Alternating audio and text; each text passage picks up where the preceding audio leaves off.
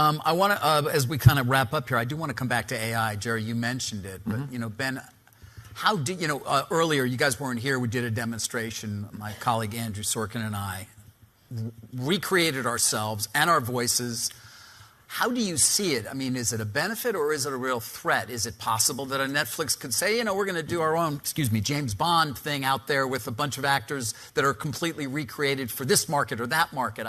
A, that's not possible now. B, will it be possible in the future? Highly unlikely. C, movies that will be one of the last things, if everything gets replaced, to be replaced by AI. AI can write you excellent imitative verse that sounds Elizabethan. It cannot write you Shakespeare. The function of having 2 actors or 3 or 4 actors in a room and the taste to discern and construct that is something that currently entirely eludes AI's capability, and I think will for a meaningful period of time. What AI is going to do is going to disintermediate the more laborious, less creative, and more costly aspects of filmmaking that will allow costs to be brought down, that will lower the barrier to entry, that will allow more voices to be heard, that will make it easier for the people who want to make Good Will Huntings to go out and make it. Look, AI is a craftsman. At best, craftsmen can learn to make stickly furniture by sitting down next to somebody and seeing what their technique is and imitating. That's how large video models, large language models, basically work. A library of vectors of meaning and transformers that interpret context, right? But they're just cross-pollinating things that exist. Nothing new is created. Not yet. Yeah, not yet. And really, in order to do that, look. Craftsman is knowing how to work. Art is knowing when to stop.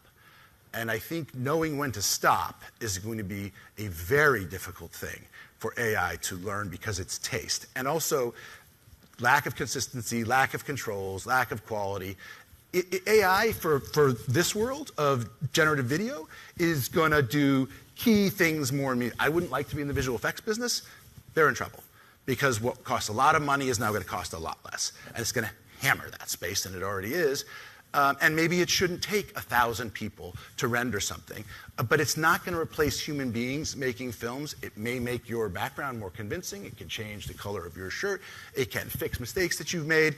It can make it, you might be able to get 2 seasons of House of the Dragon in a year instead of 1. And if that happens, according to macroeconomics, in cultures where there are basically oligopolies competing, what should happen is with the same demand and the same spend is they should just make more shows, which should, you should have the same spend and now you can just watch more episodes. And eventually AI will allow you to ask for your own episode of Succession, where you could say, I'll pay $30 and can you make me a 45-minute episode where Kendall gets the company and runs off and has an affair with Stewie.